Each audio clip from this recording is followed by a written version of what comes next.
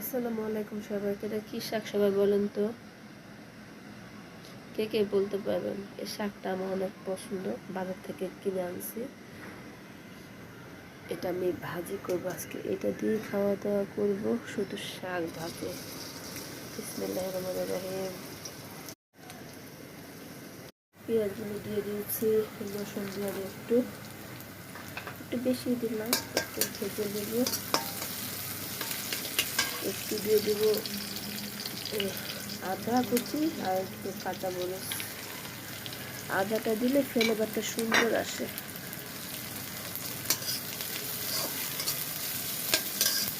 হালকা একটু ভেজে দেবো।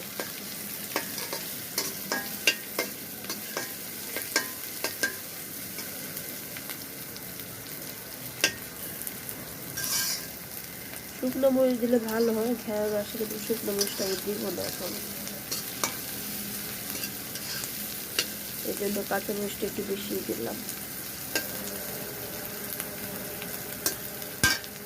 এটা কলই শাক বলে, একবারে না দিই, একটু দিই।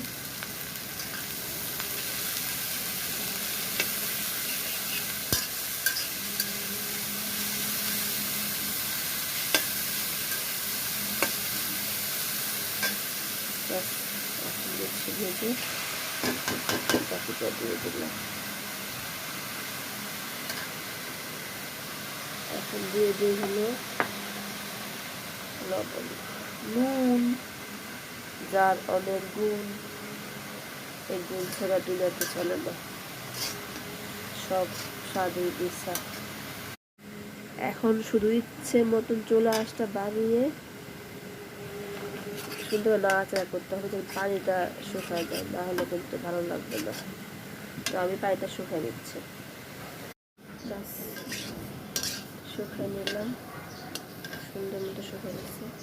পানি কিন্তু আর একটুও নাই, জাস্ট আমি কি করছিলাম, সাইড করে রেখে পানিটা শুকাই নিচ্ছি।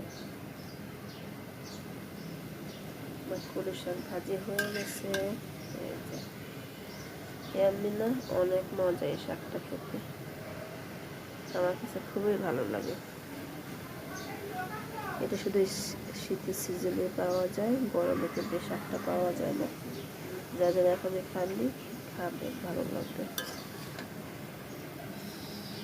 কলই শাক ভাজি।